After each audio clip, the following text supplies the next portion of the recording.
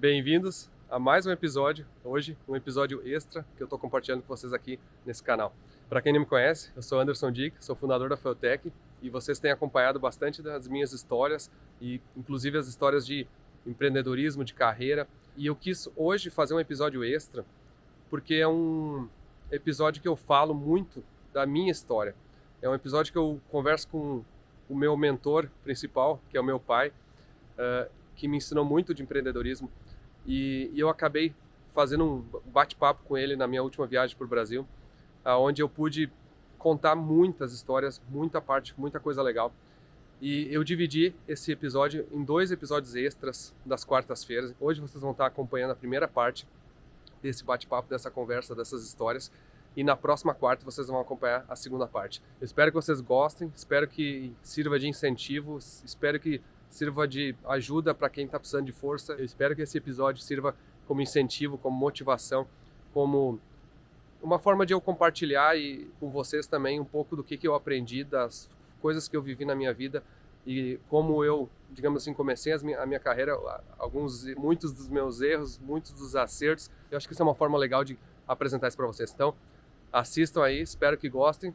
Não esqueçam de, na próxima quarta, assistirem a segunda parte e deixem, por favor, nos comentários se vocês estão curtindo esse tipo de conteúdo e esse tipo de história, saber um pouco mais de como é que as coisas acontecem. Então, pegue aí o chimarrão, bota na TV, espero que vocês curtam esse papo aí. Um abraço. Chegamos aqui no Parque Europa, né?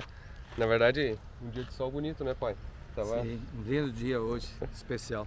E hoje a gente vai, na verdade a gente vem aqui porque a gente pensou em bater um papo justamente sobre essa parte que eu quero contar para vocês, no teu ambiente, né? Então, esses dias tu foi visitar a Feotech Porto Alegre e agora eu tô vindo visitar teus negócios aqui, né? Eu acho que isso que é uma parte bacana. Isso está sendo muito simpático, porque ele está recuperando uma história. Nós estamos chegando, inclusive, num lugar que é pura história, que é a reconstrução de uma casa de mais de 100 anos. Mas a tua história, a história da Feotech, ela teve uma história passada, que é a nossa história, que está se integrando agora à história, novamente, das duas empresas, que no fundo, seguem o mesmo caminho, que é a inovação, a criatividade, o empreendedorismo. Estou aqui agora com meu pai, e a gente, na verdade, poucas oportunidades que a gente tem às vezes de bater um papo, e eu queria aproveitar esse momento para exatamente essa oportunidade de conversar contigo, falar um pouco da história de empreendedorismo tua, né? Eu acho que as pessoas têm muita curiosidade assim, de onde é que surgiu a Feotech, como é que eu comecei os negócios, como é que a gente chegou onde é que a gente está. Então, nesse episódio vocês já estão vendo e vão ver várias digamos assim, partes da história. Como eu falei antes, essa história eu não estou contando ela necessariamente em ordem cronológica, até porque ela é bem completa, né?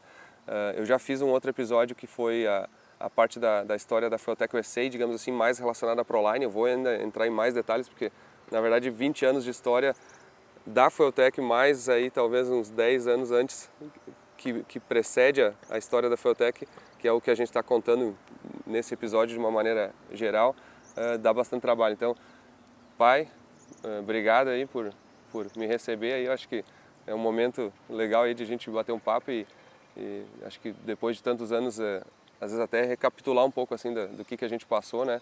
E da onde as coisas surgiram aí. Te apresento então aí, eu brinco sempre que a gente tem que sempre começar se apresentando, né? A partir do pressuposto que as pessoas não nos conhecem, então te apresenta aí para todo mundo aí. Bem, o meu nome é pai do Anderson.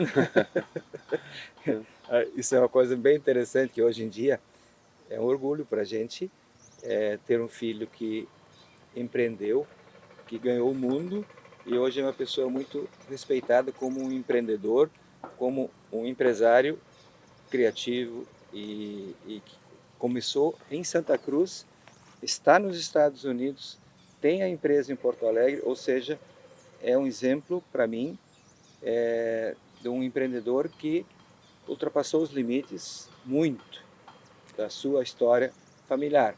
Nós somos um pequeno empreendedor em Santa Cruz, a gente criou condomínios fechados, a gente inovou muitas coisas, mas hoje mesmo eu estou até curioso para ouvir um pouco da tua história, filho. Tá? Como é que começou? O que aconteceu há tantos anos atrás? Daqui a pouco saiu de Santa Cruz e ganhou o mundo. Bom, acho que é legal, não te apresentou, João Dick, né, teu nome? Sim. É uma brincadeira. Assim, tentando acho que relembrar bem no início, né? Na minha adolescência, até as pessoas perguntam assim se vem de família, né? Se o negócio é de família. E se, por exemplo, se tu gosta de carro, né? Eu vou te perguntar e eu sei a resposta, mas tu não é ligado a carro, né? O que surpreende algumas pessoas, no meu lado, mas é isso que a gente já justamente vai mostrar, o que não surpreende, na verdade, a paixão digamos assim, é o empreendedorismo, né? Eu sempre falo que uma pessoa, um empreendedor, ele é uma pessoa que vai pela vocação, ele não vai pela profissão. Ele, ele ama aquilo que faz e a satisfação dele não está no resultado financeiro, e sim no resultado do que ele cria. Sim. E isso é uma coisa que nós temos em comum. Eu vejo que eu fico feliz com os empreendimentos, com as soluções que a gente conseguiu criar, que deu satisfação para as pessoas, e eu vejo que tu segue a mesma veia, só que no ramo do automobilismo, né? É. Então, acho que começando um pouco assim da história assim, eu comecei minha ligação com carros, na verdade, minha ligação já misturando um pouco, minha ligação com carros começou quando eu tinha literalmente uns 12, 13 anos, de ler revista na época quatro rodas, as revistas brasileiras assim que era praticamente a única opção que a gente tinha acesso a algum tipo de coisa disso. Eu me lembro em 90 e deixa eu me lembrar, acho que em 95, por exemplo, que eu ganhei meu primeiro computador. Eu tinha uns 13 anos, 14 anos. E o computador também para mim, porque na verdade assim, a gente fala de carros é uma ligação, mas eu tenho muita ligação com a eletrônica, né? Eletrônica e computadores. Então, parte da minha, digamos assim, vocação é talvez até mais eletrônica do que mecânica, né? As pessoas, depois no meio desse vídeo vocês vão ver, ou já viram, a história da minha formação em engenharia elétrica. Então, muitas vezes as pessoas acham que eu fiz engenharia mecânica. Mas voltando, na minha adolescência, eu me lembro direitinho que eu lia muita revista. Um dos fatos assim de carro marcantes para mim, eu me lembro que tu tinha um Chevette, a mãe tinha um Chevette, né, que era um Chevette álcool que tinha que esquentar de manhã, que botava uma chaleira quente de água lá para o carro poder bater arranque, porque ele ficava fora, né, não tinha lugar na garagem. Eu me lembro uma vez que tu comprou um Fusca, para mim aquele Fusca marcou muito. Eu me lembro que eu tinha menos de 9 anos, porque a gente morava ainda na primeira casa aqui em Santa Cruz, que era na Travessa Natal, né? E eu me lembro daquele Fusca lá, porque eu acordava de noite, nem sei se tu sabia disso, eu acordava de noite e ia lá sentar dentro dele e brincar na direção. E provavelmente eu tinha uns 7, 8 anos, assim. E isso é uma das memórias mais fortes que eu tenho de carro, assim, da adolescência. Também, eu me lembro direitinho, o teu pai, né, o meu avô, Vunibaldo, que já é falecido, ele tinha uma Pampa, né? E a história da Pampa dele era que nos finais de semana tinha churrasco. O meu padrinho, Rock Dick, também é um empreendedor aqui de Santa Cruz, né? Teu irmão do meu pai, que ele pegava a Pampa e dava volta com a gente na caçamba, assim, uma coisa que lá na década de 90 era normal, né? Hoje, levar criança na caçamba é um crime, praticamente, né? Mas como as coisas mudam. Então essas são algumas pequenas memórias da adolescência, assim, que eu tinha de carros. Mas eu não tinha muita ligação propriamente com acesso a carros, né? Então raramente eu podia ver um carro propriamente. Eu me lembro assim até uma foto, vou tentar botar nesse vídeo aqui assim uma foto de 1994, que foi a primeira vez que eu fui para os Estados Unidos, e eu fui no eu fui no Epcot Center, que é um parque na Disney lá em Orlando, que tinha um Corvette vermelho estacionado assim, e eu sentei dentro daquele Corvette e tirei uma foto. Esses dias eu achei essa foto, a minha mãe achou essas fotos e me mandou. E aquilo também é uma outra memória que eu tenho de carros. Mas fora isso, a minha história, digamos assim, de carros, ela foi começar mesmo depois disso. E aí tem uma história engraçada que eu acho que é legal contar do meu primeiro carro, na verdade, quando eu fiz 18 anos. Eu vou contar a minha versão e tu vê se tu te lembra dessa história. Quando eu fiz 18 anos de idade, eu sempre tinha expectativa de ganhar um carro, né? Eu já tinha trabalhado na João Dick Imóveis ali, na imobiliária um pouco, mas o salário, digamos assim, eu não tinha, obviamente, nem perto para comprar um carro, então minha única opção de ter um carro seria se tu me desse um carro, né? E aí eu me lembro que bem na época ali, quando eu fiz 18, era era em 98, era uma época um pouco difícil financeiramente, né? Sim. Tinha bastante desafios ali, né? Era recente, eu tinha lançado um dos empreendimentos, que daqui a pouco a gente conta um pouco dessa história. Mas, e aí não tinha uma disponibilidade, né, na época para digamos assim, comprar um carro. E aí eu vi que eu cheguei um dia em casa e tu estava conversando com a mãe, falando que talvez tu tinha recebido um carro bem barato, assim, mas tu não sabia se era bom ou se estava ruim, ou que seria o suficiente que talvez tu poderia talvez me dar esse carro. E aí eu cheguei, entrei junto ali, te abracei e lacrei o negócio, né, porque não tinha como não dar o carro, né. Sim. E na verdade era um tipo 1.6, que até eu brinquei depois, eu já mostrei esse tipo em algumas vezes no Instagram, assim, para as pessoas verem. E até brinquei com o tipo e me apresentou para as oficinas mecânicas. Na verdade, Tem tanto oficina de tanto problema que deu que eu tive que conhecer todas as oficinas mecânicas de Santa Cruz naquela época. Então, assim, essa foi, assim, digamos assim, a minha adolescência, assim, até o meu primeiro carro. E até então eu não tinha muito mais acesso a essas coisas. Só que aí, então eu peguei essa parte dos carros, falei um pouquinho também dos computadores, né? Eu era um cara mais introvertido assim na minha adolescência, né? Então, por exemplo, da turma do colégio, assim, eu não era o cara mais despachado, o que mais saía, o que eu era mais de ficar em casa, eu gostava muito de ficar no computador. Inclusive naquela época não era nem muito bem entendido assim, tinha muita gente não, esse guri tem que jogar futebol, você tem que jogar fora. Inclusive, meu pai joga futebol muito melhor do que eu, né? Sempre jogou nos vários times, assim, Irmãos Coragem, né? E eu nunca tive talento nenhum para o futebol, então outra coisa que às vezes muda de um para outro, né? Mas aí voltando, eu sempre fui muito ligado a computadores, então eu me internei, assim, digamos assim, na minha adolescência, fiquei muito mexendo em computador, bem na década de 90, né? Peguei as primeiras internets de escadas, eu me lembro que eu ficava em casa e tu tinha que ficar de noite, da meia-noite em diante para pagar só um pulso de internet aí, porque senão contava por minuto, sei lá, uma coisa assim. Então a minha adolescência ela foi muito assim, computadores, ler revista de carro e um pouco de ir acompanhar, e acho que aí o que talvez nessa época que eu mais aprendi foi justamente acompanhar a tua carreira profissional. E aí eu queria te pedir, na verdade agora conta um pouco da tua história, assim, como é que tu veio para Santa Cruz, né? Tu nasceu numa família de plantadores de fumo, né? No interior, né? Santa Cruz do Sul é conhecida pela agricultura também, assim, né? E tu trabalhou literalmente na roça, né? Quando eu era bem criança, que a minha libertação, na verdade, foi quando eu fui para o seminário. Uhum. E ali tem uma historinha.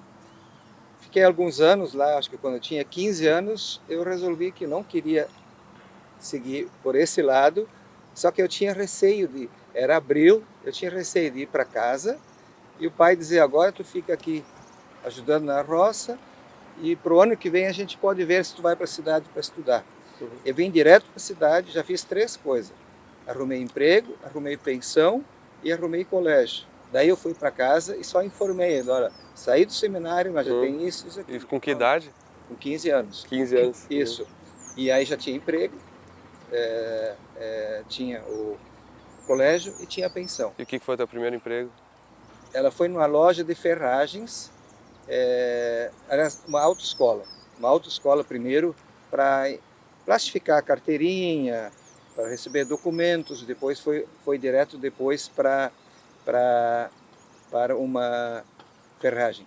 Mas aí já surgiu, depois falando em como partiu dali depois a ser empreendedor, a como ser criador. Aí surgiu um fato, eu acho que eu tinha 21, 22 anos, eu trabalhava num jornal da região que representava aqui. Eu fazia notícia, vendia publicidade, e no tempo era a Associação Santa Cruz existia, eu até levava uma mochila junto com chuteira, porque só tinha 21 jogadores ali para treino e precisava 22, eu jogava também, né? Mas aí já surgiu uma primeira criação que foi muito importante. Aconteceu o seguinte, o jornal vendia de publicidade, por exemplo, em torno de 1,5 páginas, até 2 páginas para o Dia do Colono e do Motorista. E eu resolvi inovar e vendi 40 páginas, comprei uma moto 0 km, só de comissão, num ato só.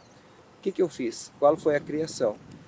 Eu tinha uma sobrinha que tinha 4 anos, tinha um sobrinho que tinha 5, e no tempo isso era permitido e era ecológico, tá? Eu sentei eles embaixo de um pé de fumo, mexendo na terra, tirei uma foto. Tirei uma outra foto eles abraçando no pé de fumo. Aí tirei uma outra foto lá, aqueles correndo no meio do fumal. Tirei uma outra foto eles segurando a corda de um terneiro, tá? Bom. E era quem era a Cátia e o Flávio? Isso, a Cátia e o Flávio. São dois primos meus. Uhum. E aí o que eu fiz? Eu simplesmente colei no meio da página, bem grande assim, a foto, e botei assim, Feliz Dia do Colono e do Motorista, e escrevi aí embaixo o nome da fumageira. Eu cheguei nas empresas, os caras ficaram encantados com a solução e só perguntavam onde é que eu assinava. 40 páginas, tá? Em cima de uma criatividade. Então, esse foi um dos fatos que marcou assim. Que marcou, mostrando que a criatividade, a inovação e enxergar o que as outras pessoas não enxergam, que faz a diferença de ser uma pessoa de sucesso e não sucesso. E aí depois, por exemplo, quem inova, quem cria, e isso aconteceu contigo também, ele corre o risco de ele ter que provar de que essa inovação vai funcionar. Eu fui num congresso em São Paulo, eu vi lá o Alphaville em São Paulo, eu vi que havia uma tendência de criação de condomínios. Isso era o quê? Na década de 80? Por aí, 85, por aí. Uhum. Eu vi em São Paulo lá que estava chegando uma tendência de condomínios fechados. Só que isso era São Paulo. Eu fiz o Costa Norte na época, apanhei muito, mais ou menos a mesma história que tu conta, algumas inovações, algumas criações que tu fez, porque as pessoas têm, esse é o problema da criatividade, da inovação. As pessoas às vezes não têm o mesmo ritmo, não enxergam o suficientemente como uma coisa boa aquilo. E qual foi o nosso problema? O nosso problema é como informar isso. Por isso que uma coisa que eu admiro hoje muito no teu trabalho, além de criar, além de empreender, tu tem uma boa forma de comunicar isso para as pessoas. Eu vi uma coisa interessante nesses dias, porque a tua imagem representa o sucesso e credibilidade. Quando estava visitando a Fulltech, nesses dias, uma das pessoas disse assim, toda vez que tu fala qualquer assunto nas redes sociais, em seguida entra e vende 100 camisetas, ou vende 100 moletons, ou seja, a comunicação à imagem. Então, novamente, isso foi um aprendizado que a gente está fazendo. Não basta criar as coisas, não basta inventar, tu tem que também mostrar e levar a confiabilidade de que aquela solução que você criou vai ser boa para as pessoas. Então, e na verdade, só te interrompendo um pouquinho, muito da ideia desse papo aqui também é o seguinte, mostrar que, eu acho que muita gente que assiste os vídeos, eles não necessariamente trabalham, que a maioria das pessoas gosta de carro, mas não necessariamente gosta de carro. Eu tenho visto muitas esposas, muitas famílias, pais, filhos, até crianças, assim, que eles assistem porque eles querem ver, às vezes, uma história motivadora, entendeu? Então eu vejo muita gente diz que motiva, e às vezes a história motivadora não é assim contar o sucesso de alguém, às vezes é contar assim o caminho que se leva para chegar e que as coisas não são tão fáceis quanto parece, mostrar o quanto, e a outra coisa é exatamente a história, uma história de negócios, assim, não importa se é no ramo imobiliário, se é no ramo de eletrônica, se é no ramo automobilístico, se é em qualquer coisa. A pessoa fabrica alimentos, por exemplo, de certa maneira tu tem que usar esses mesmos princípios de tentar ser diferente, tentar inovar, de tentar não se preocupar somente com, digamos assim, com o concorrente ou com a concorrência, só copiar os caras. É pelo contrário, tem que pensar assim, o que estão fazendo que talvez não está solucionando e o que é o problema que eu posso resolver, né? Então, em termos de negócio, assim, no final das contas, os fatos que tu falou, desde a foto lá do jornal até os empreendimentos que tu sabia que tinha uma solução melhor, tu batalhou para que aquilo, digamos assim, fosse reconhecido.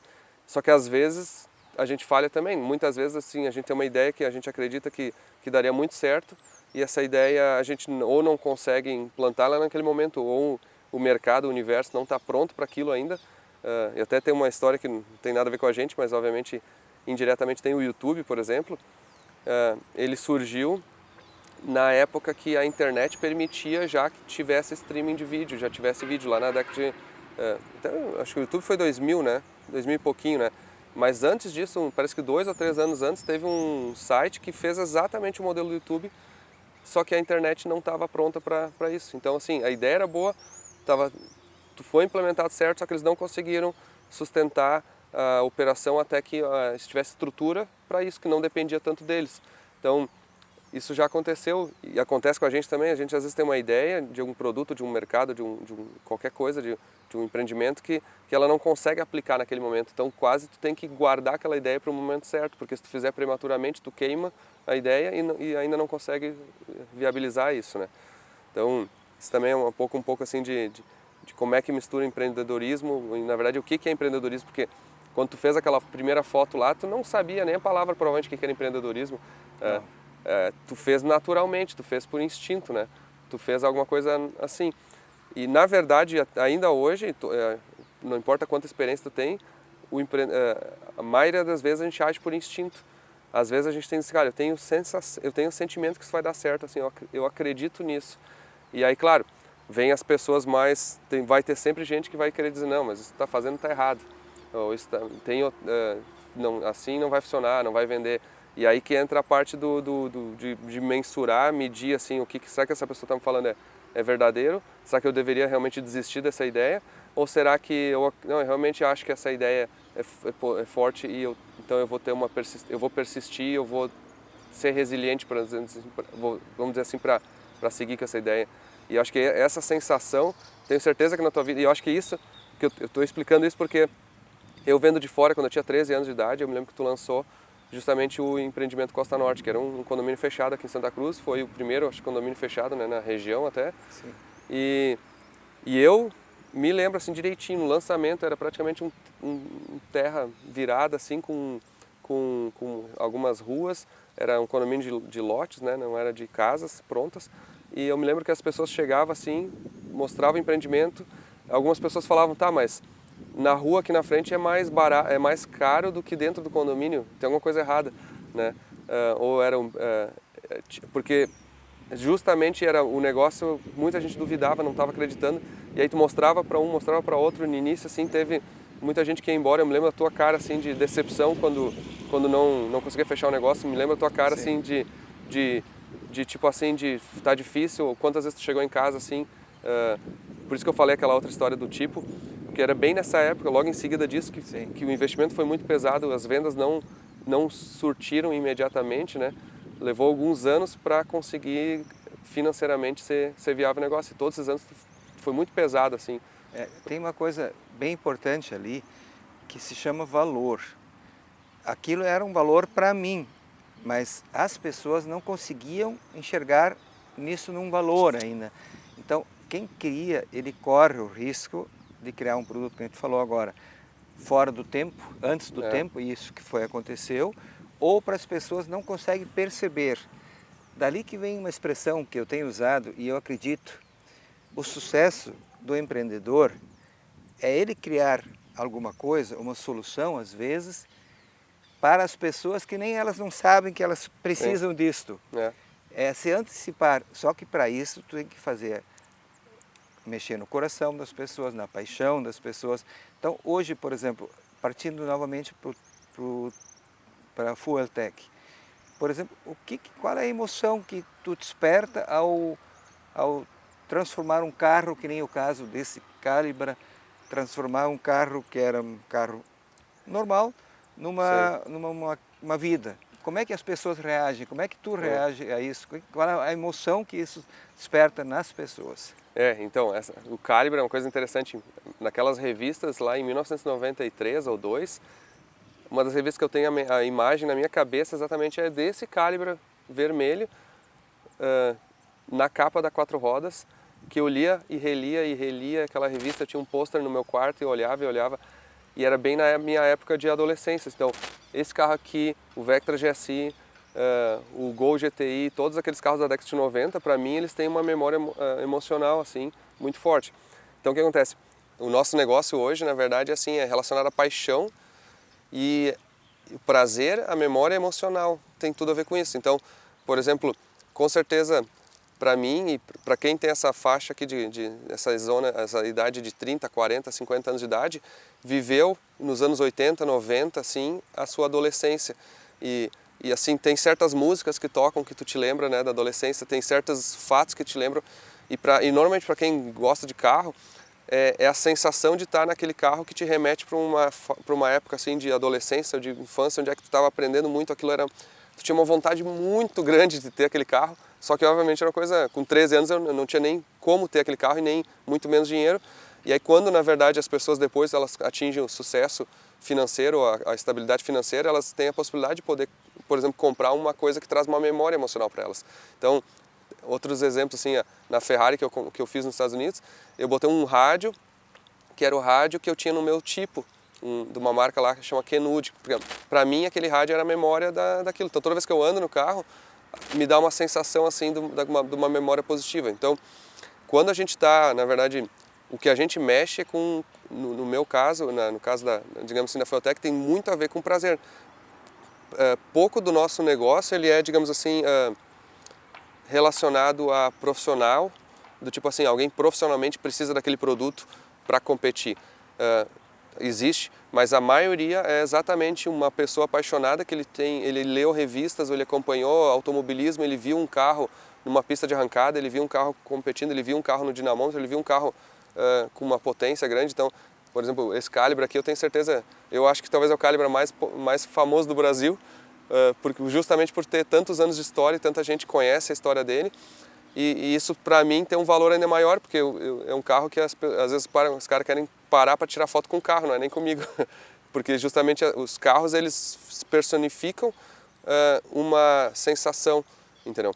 Então, voltando, o que a gente trabalha indiretamente tem a ver com a satisfação das pessoas, com motivação. Então, uma outra coisa que eu acho que acabei de fazer um ano, digamos assim, desses vídeos no canal. Então, muitos de vocês aqui estão assistindo. Foi só um ano, somente, entre aspas, mas também é bastante tempo já fazendo. Muita gente fala, e nos comentários eu recebo mensagens de às vezes, o quão eles tiveram coragem depois de assistir e, inclusive, de correr atrás de um sonho, assim, por exemplo, de comprar alguma coisa que eles tinham, que aquilo remete para o passado como um prazer, entendeu? Então, vou dar um exemplo assim, que nem a gente falou antes, para ti não é o carro, para ti são outras coisas. Eu vejo que, por exemplo, aqui tu tem pôneis, né? Sempre cavalos, assim, para ti provavelmente isso aí tem uma memória emocional disso aí, né? Sim. Da tua infância, da tua adolescência, né? Vocês tinham cavalos quando... Tinha cavalo, a gente ia a cavalo levar milho para o moinho para fazer farinha. Uhum. Tá? Então tinha. Mas voltando à questão do início desse teu lado empresarial, desse teu lado criativo, tá? Como tu falaste antes, o primeiro carro, na verdade, eu nem cheguei a dar ele. Ele foi recebi ele em pagamento, enfim. Mas depois, automaticamente, tu mesmo começou a criar a tua empresa. Conta um pouco essa história que tu começou a trabalhar em casa, tu fabricou. Como é que foi esse caminho para chegar a ter mais de 150 funcionários hoje no Brasil, mais de 25 funcionários nos Estados Unidos, ter uma credibilidade boa no mercado? Essa história, porque eu falo isso porque nós, na verdade, eu especificamente, financeiramente, praticamente não fiz nada. Eu só estimulei. A única coisa que, para a tua empresa, que na época, te lembra, ficou reservado um terreno para ti. Sim, essa é uma no história Reserva legal. dos Pássaros, e tu pegou esse terreno e transformou ele em dinheiro para investir na empresa. Ou seja, fora disso, tu é aqueles empresários que começou de baixo e começou num quarto do teu apartamento, a empresa, e foi construindo ela própria, não foi patrocinado. Tá? Essa é uma coisa, e essa é uma das qualidades. A criatividade fez o sucesso, né? Financeiramente teve algumas ajudas, sem dúvida, talvez tu nem lembre exatamente, mas realmente, deixa eu contar um pouco então da história, assim, até para a gente lembrar e para os outros. Então, na verdade, em 99, em 98 eu me formei no segundo grau aqui em Santa Cruz, no Colégio São Luís. E eu fiz, e na época lembra que por causa dos teus negócios, eu estava uma dúvida muito grande de se eu faria engenharia elétrica, que era uma das minhas paixões relacionadas à eletrônica, assim, ou se eu faria arquitetura, que era, digamos assim, pela oportunidade de continuar os teus negócios aqui, né? E obviamente eu balizei muito as duas, assim, porque realmente uma era uma carreira que aparentemente era mais próxima de continuidade, assim, a minha chance de talvez dar continuidade aos teus negócios seria mais segura, né? E a outra eu tinha uma paixão pela eletrônica que digamos assim, pela eletrônica, e não era mais, eu até vou te dizer, era mais pela eletrônica do que pela mecânica, tanto que por isso que eu fiz eletrônica, engenharia elétrica. E aí eu acabei fazendo vestibular para as duas em duas universidades diferentes em Porto Alegre. Acabei não passando em arquitetura, não passei no vestibular e passei no vestibular para engenharia elétrica. Quando eu passei para engenharia elétrica, bom, estava resolvido, assim, meio que o meu futuro naquele sentido. E às vezes é o seguinte, até uma outra mensagem, tem muita gente que às vezes assiste e está na fase aquela de escolher um curso, de escolher uma faculdade, ou o filho está para escolher e o pai quer interferir. Uma coisa que tu fez muito bem, que tu não interferiu, digamos assim, na minha escolha. Tu sempre me deixou muito livre e me apoiou qualquer que fosse a minha profissão. Obviamente com conselhos sábios, assim, de não me deixar fazer uma furada, né? Porque pai nenhum deixa filho, eu sei porque eu sou pai também agora, pai não quer deixar o filho entrar numa furada, mas também tem que respeitar as decisões dos filhos. Eu acho que isso tu fizeste muito bem. E na época, então, eu acabei indo para a engenharia elétrica, que eu imagino que não como pai a gente quer que os filhos estejam com a gente, talvez a tua preferência seria arquitetura ou engenharia civil, no caso. Sim. De qualquer maneira, tu me apoiou nessa parte ali. Eu comecei a trabalhar, meu primeiro emprego na verdade foi na João Dick Imóveis, na tua empresa, na imobiliária lá, na década de 90, eu era o estafeta, né? Antes disso eu ia no banco, buscava coisas, fazia esse tipo de coisa, e foi uma maneira assim de eu começar a entender um pouco de negócio, assim, e ver. Na época eu me lembro que tinha um contador, que era o Juca, né? E o Juca, que era funcionário da empresa, e ele me fez ler todos os livros de história da empresa por semanas, assim, que me levou, porque vocês tinham tudo documentado, várias coisas. Eu não entendia por que eu fiz aquilo, por que eu tinha que fazer aquilo, e na verdade depois eu fui entender que era importante, como é que eu ia trabalhar numa empresa, como é que eu ia entender de negócios, se eu não sabia como é que esse negócio começou, que era justamente a história da empresa. Então, foi legal, esse é um pequeno exemplo disso.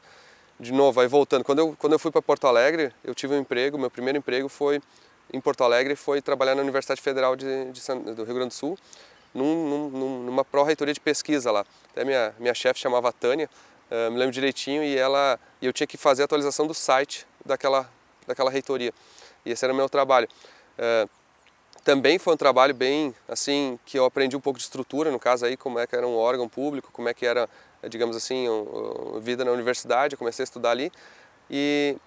Só que, na verdade, eu sempre tive eu fui muito curioso, né? Quem me conhece de infância sabe que eu desmontava meus brinquedos, eu montava desmontava os brinquedos, montava de novo os carrinhos, controle remoto, então eu sempre fui muito curioso desse tipo de coisa. E aí quando eu entrei na engenharia elétrica, eu acabei digamos assim, com as amizades que eu tinha, que na época, por exemplo, um dos meus melhores amigos aqui era o Dave Galtério, né? Que inclusive ainda é, né? E mora aqui pertinho, aqui no outro condomínio, né? Inclusive que tu fez também. E na época a gente começou digamos assim, comecei a entrar nesse mundo de performance, de preparação, porque justamente o Dave competia, tinha outros amigos aqui em Santa Cruz, que era o Reinaldo, o Dado, todos eles assim, eles na época tinham praticamente a minha idade e eles já tinham de alguma maneira carros de corrida e foi, digamos assim, o nosso círculo de amizades. Só que quando eu comecei a entender um pouco mais desses carros de corrida, apesar de eu não ter, a gente não tinha, digamos assim, eu não tinha disponibilidade financeira para ter um carro desses, eu era mais amigo de quem tinha, e eu comecei a acompanhar isso, aprender. Eu vi que, na verdade, tinha uma lacuna para fazer um produto eletrônico, digamos assim, para fazer uma injeção eletrônica, que seria, digamos, a primeira Feutec. E até eu me lembro direitinho uma frase do Dave, falou para mim assim: Anderson, mas tu faz engenharia elétrica, eletrônica, tu tem que fazer um negócio desse, te vira. Só que eu estava no segundo semestre, nem tinha conhecimento para, obviamente, projetar um produto desses. E aí, na verdade, eu comecei a estudar perguntar fora das aulas para os professores como é que eu poderia fazer aquilo, como é que eu poderia estudar aquilo, como é que eu poderia, digamos assim, construir um primeiro protótipo. E aí acabei construindo um protótipo que era um módulo, assim, basicamente para quem entende um pouco de eletrônica, um pressostato de geladeira com um potenciômetro que podia ajustar o combustível de um injetor num carro desse. E a gente acabou botando no carro do Dave, e dali, na verdade, funcionou muito bem, mas depois eu fui descobrir que foi mais sorte do que engenharia, porque na verdade eu tinha feito um erro no projeto e da maneira como eu tinha ligado, não tinha ajuste, mas funcionou. Por sorte, funcionou naquele carro e a gente achou que o produto estava funcionando bem. E aí eu peguei um segundo, e aí foi minha primeira veia, o meu primeiro negócio, digamos assim, como empreendedor ou empresário, eu peguei um segundo e montei um segundo porque tinha um cliente aí no caso que queria comprar um aqui em Santa Cruz, que era um amigo meu da época, Cunha, e era na oficina do Fábio Viana, que era também que todos eles acabaram se tornando grandes amigos ao longo dos anos, né? E de qualquer maneira, eu fui lá e vendi para ele por R$300 aquele primeiro módulo. Isso era no primeiro semestre da faculdade, eu vendi por R$300 aquele módulo para ele, a gente botou no carro dele, quando saiu para dar uma volta na quadra, assim, deu um problema no módulo, justamente o defeito que eu não tinha percebido no primeiro protótipo, no carro dele estragou o motor, assim, deu um calço hidráulico e quebrou o motor dele. Na época eu me lembro que como eu já estudava em Porto Alegre, eu ganhava uma mesada, né, de ti, e eu tive que pagar para ele para arrumar o motor dele. Paguei lá em 6 vezes assim para arrumar o motor dele, porque foi erro meu. E como eu tinha cobrado, eu fiquei obviamente no compromisso e senti mal por aquilo que tinha acontecido e acabei pagando para arrumar aquele motor dele. Mas aí eu tirei o pé assim, porque eu disse, não, esse negócio não vai dar certo, sabe? Isso está falando também para mim, as pessoas têm muito medo de errar. E o erro possibilita a criar grandes soluções. O erro ou falhas. Aí na tua história também tem a história que tu iria fazer um estágio na Alemanha, né? Por que tu não foi para a Alemanha, que também mudaria provavelmente o teu rumo na vida? Espero que tenham gostado desse bate-papo. Foi um bate-papo bem descontraído, sem muito roteiro. Eu dividi em dois episódios extras, né? Hoje vocês assistiram a metade, na próxima quarta vocês vão assistir o resto. Tem muito papo legal, tem muita história legal. Eu acho que quem assistiu esse episódio, eu tenho certeza que vai curtir o próximo episódio. Então, muito obrigado mesmo. Deixem seus comentários aqui do que vocês gostam de ouvir. E esses episódios extras que eu vou acabar fazendo mais, que tipo de assunto fora das sagas vocês querem que eu conte para vocês. Deixem aí os comentários, porque eu vou procurar trazer esse tipo de conteúdo a mais. Muito obrigado. Até próximo sábado e na próxima quarta, que já vai ter esse episódio extra aí garantido. Um abraço.